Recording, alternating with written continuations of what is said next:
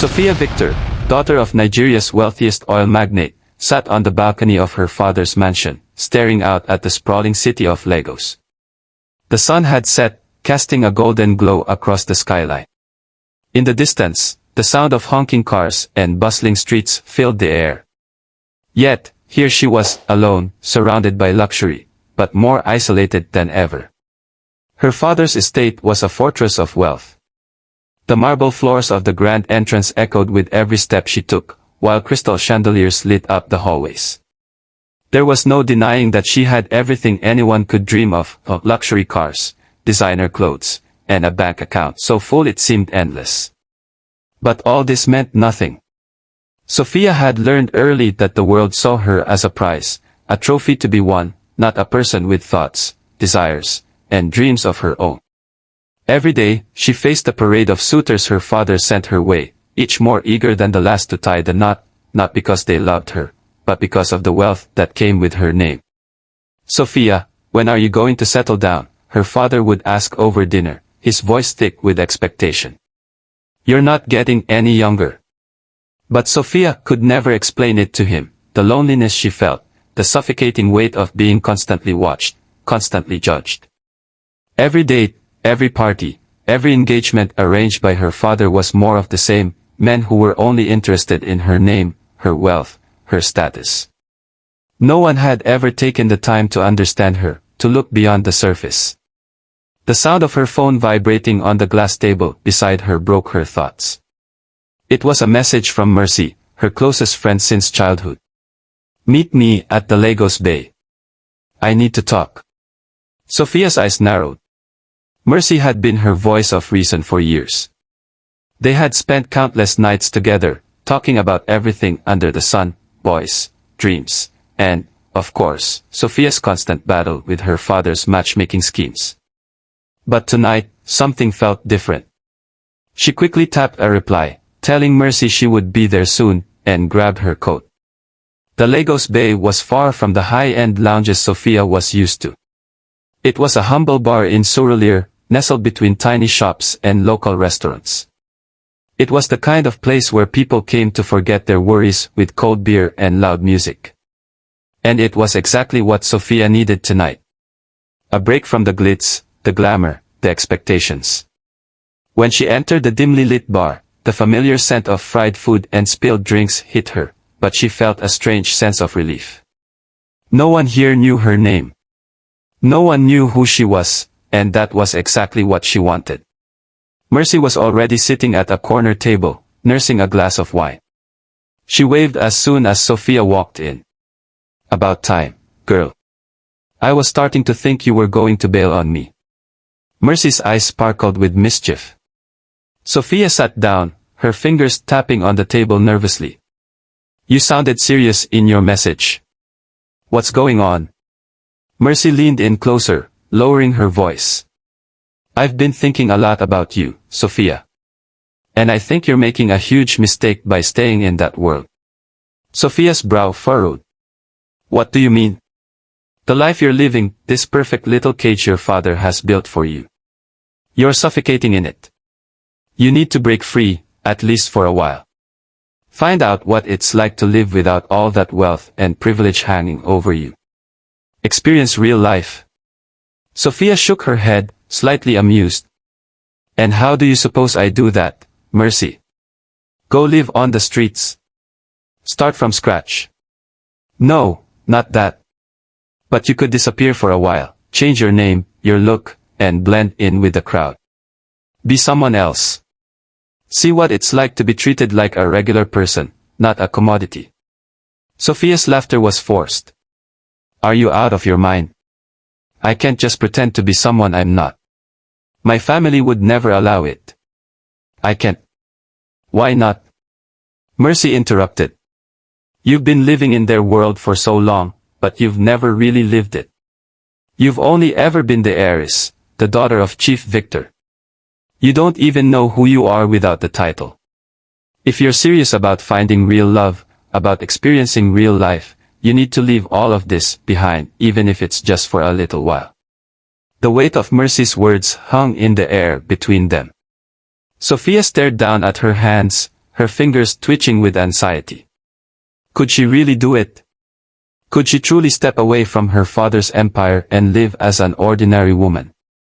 Could she find someone who loved her for who she was, not for the billions she was set to inherit? A sudden thought flashed through her mind. What if she didn't have to do it forever? What if she could slip away for a while, just long enough to see if real love was even possible? Sophia's heart raced as she made up her mind. Okay, she said, her voice steady but filled with determination. I'll do it. I'll leave everything behind for a while. But it has to be real.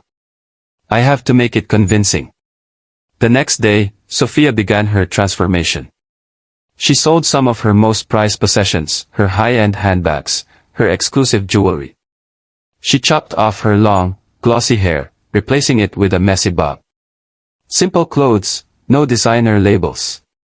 She even made herself a new name, Sophia Benny, just another woman in Lagos, trying to make ends meet. She moved into a small, run-down apartment in the heart of Surulere, far from the lavish lifestyle she was used to. But as she sat in the dingy little room, staring at the bare walls, the enormity of what she had done began to sink in. She was truly alone now, with nothing but her courage and the desire to find something real. Her phone buzzed with an incoming message from Mercy. I found you a job. Waitressing at a local bar. Get ready for your new life, Sophia. She stared at the message for a long time, her heart pounding in her chest. This was it.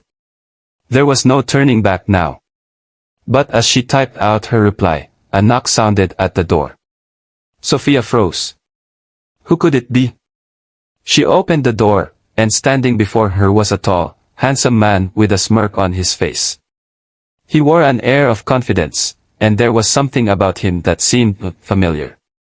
Hello, Sophia, he said, his voice smooth and calm. I hear you've been looking for a way to start over. Sophia stood frozen in the doorway, her heart thudding against her ribs. The man in front of her was tall, well-built, and dressed in a dark jacket and jeans that looked far too expensive for someone who wasn't from her world. His eyes, sharp and calculating, locked onto hers as if he already knew everything there was to know about her. Hello, Sophia, he repeated, his lips curling into a knowing smirk. I hear you've been looking for a way to start over. The words echoed in her mind. How did he know her name? Mercy grinned, her eyes gleaming with excitement. You won't regret it. I promise. Excuse me, do I know you? She asked, her voice trembling despite her attempt at composure. The sudden wave of panic coursing through her made her wonder if her carefully crafted disguise had already been undone.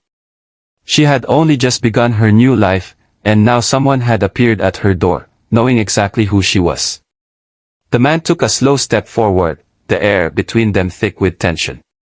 Not in the way you think, no. But we have mutual acquaintances.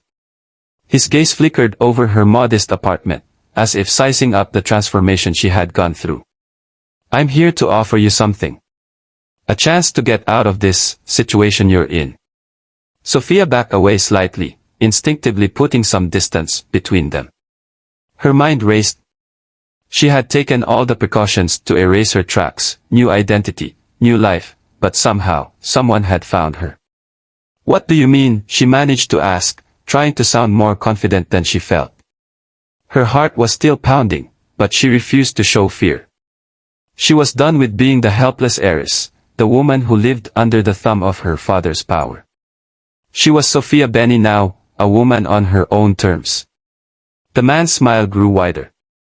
I'm sure you've heard of my employer, Chief Victor. Her breath caught in her throat. Chief Victor. Her father. But how? She had barely been out of the mansion for a day. Your father sent me, he continued, as if reading her thoughts. He's concerned. It seems you've decided to go off the grid, and that doesn't sit well with him. You're his daughter, Sophia.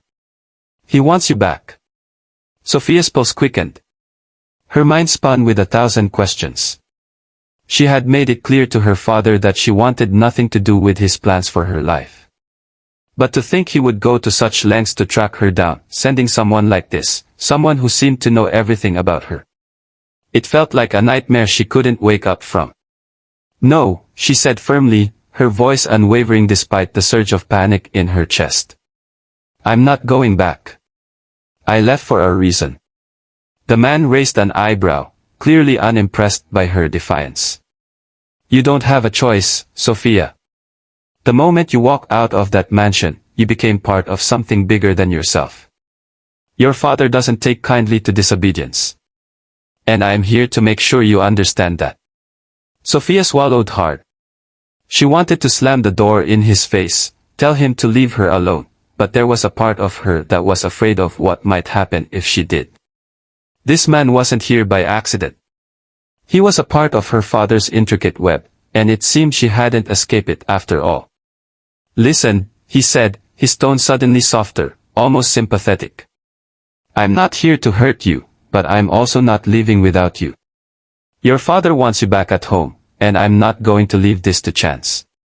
You know how he is. He'll make your life hell if you don't come back.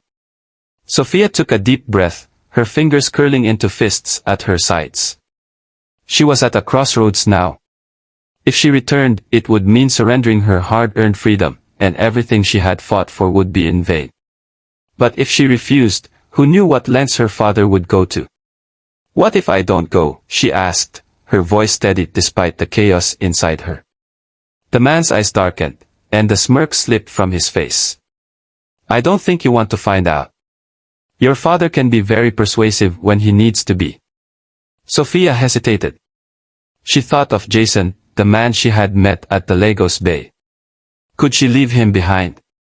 Could she let him slip away just like she had let so many others? But more than that, she wondered how far her father would go to drag her back into the life she had desperately wanted to escape. She didn't know what to say. This wasn't supposed to happen. She wasn't supposed to be caught in the middle of this world again, and yet, here she was, facing a decision that would change everything. Sophia, the man said, his voice dropping into a low, serious tone. I don't want to hurt you. But I will if I have to. For a moment, all she could do was stare at him, weighing her options. She could fight back, but at what cost? Her father's influence was far-reaching. Maybe it would be easier to give in and go back home, but could she ever be the person she wanted to be if she did? The man stood there, waiting for her answer. His presence seemed to fill the room, suffocating her with its weight. He wasn't going to leave without her answer, that much was clear. Just as she opened her mouth to speak, the doorbell rang, breaking the tension in the air. Sophia looked over her shoulder, startled. Who else could it be? She turned back to the man, her thoughts racing. Don't even think about it, he warned, stepping closer to the door. I'll be here when you're ready to make the right choice. Without another word, he walked to the window, peering out at the street below as if keeping watch. Sophia's heart pounded in her chest, and for the first time in a long while, she felt truly trapped. She couldn't make her move yet. Not with him standing there, and not with whoever was waiting at her door. Taking a deep breath, she approached the door cautiously, pulling it open. The moment she did, her eyes widened in shock. Standing in the doorway was none other than Jason, the mechanic from the Lagos Bay. He was staring at her with a look of confusion and concern, his eyes flickering nervously between her and the man in the room. What's going on here, Sophia? Jason asked, his voice filled with both surprise and suspicion. And just like that, Sophia found herself standing at the precipice of everything she had been running from, the tangled web of her past and the uncertain future that lay ahead.